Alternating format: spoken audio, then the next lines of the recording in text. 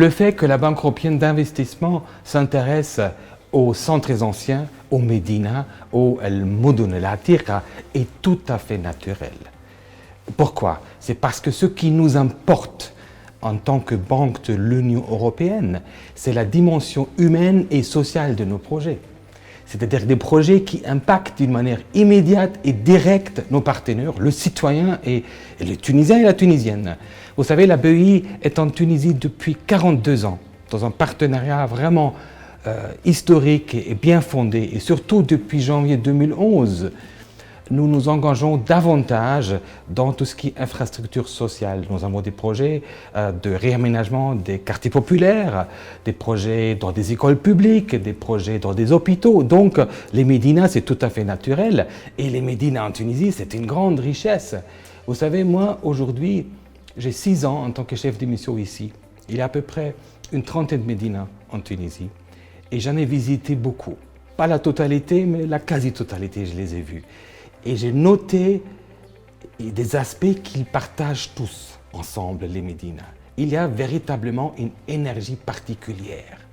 Il y a une luminosité, une lumière, il y a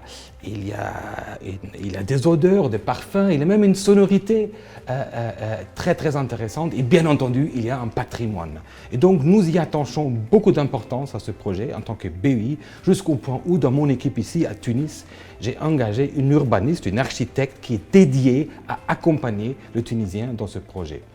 Et nous, en tant que BEI aussi, Banque de l'Union européenne, nous allons aussi nous essayer d'inspirer un peu notre expérience en Europe. Par exemple, il y a un projet à Nancy, à Paris, un projet à Venise. Vous connaissez Valletta à Malte, il y a le grand projet de la grande porte d'entrée avec le Parlement et les espaces publics autour. C'est aussi des projets BEI d'un genre similaire, je dirais. Et cet intérêt dont vous m'avez posé la question, c'est surtout aussi un intérêt partagé. C'est un intérêt partagé tout d'abord avec nos partenaires tunisiens, mais aussi avec nos partenaires financiers et techniques, notamment nos confrères de l'AFD, notamment la Commission européenne qui, comme nous, est une des institutions de l'Union européenne. Donc pour moi, l'intérêt est tout d'abord naturel, l'intérêt est partagé et l'intérêt est surtout authentique. La dimension transsectorielle ou multidimensionnelle est fondamentale dans ce projet. En effet, moi je parlerai plutôt d'un projet intégré, d'un projet inclusif. Qu'est-ce que ça veut dire? Vous savez, lorsqu'on parle de la régénération des médinas, beaucoup d'entre nous penseront tout d'abord, et d'ailleurs moi inclus, à la valorisation du patrimoine culturel.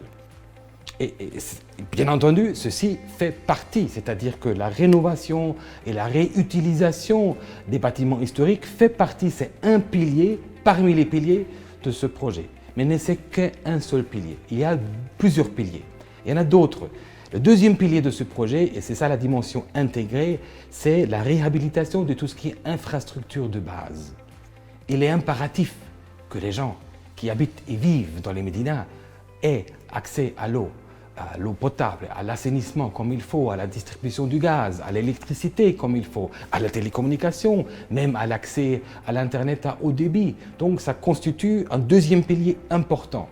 Le troisième pilier, dans cette dimension transsectorielle, c'est l'amélioration des espaces publics et des circuits touristiques. C'est-à-dire qu'il y aura des mesures concrètes pour embellir, bien sûr, l'espace public, pour aménager les placettes, l'éclairage public, la voie publique, etc. Mais aussi, très concrètement, des circuits et des parcours touristiques pour que ça invite et ça soit attractif.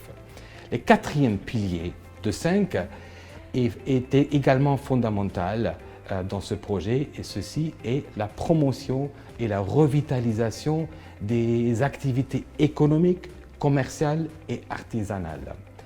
Il y a plusieurs composantes là-dedans, bien entendu d'abord l'amélioration des espaces commerciaux et artisanaux, mais aussi un appui concret à l'artisanat, au maintien du savoir-faire et au patrimoine immatériel. Et finalement, le cinquième pilier, c'est des mesures concrètes et réelles pour améliorer le logement de ceux qui habitent dans les médinas à travers des incitations pour l'investissement public et aussi à travers des mesures pour prévenir la dégradation de l'habitation. Donc cette approche intégrée fait que le projet puisse arriver à sa finalité. Et la finalité, c'est quoi? La finalité, c'est la revitalisation concrète et réelle des centres anciens en Tunisie.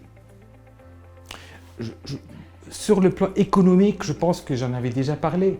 Je pense que c'est grâce à l'impact économique, c'est grâce à cette multidimensionnalité, à cette approche intégrée et aussi, très importante, à une gouvernance inclusive. Ça veut dire qu'il y a la participation de tous les parties prenantes dans ce projet pour qu'on puisse le mener ensemble vers une finalité positive. Et je pense qu'à travers cette approche, ce projet peut effectivement avoir un effet socio-économique considérable, que ce soit sur l'emploi, que ce soit sur le tourisme et que ce soit aussi, bien entendu, sur la croissance économique.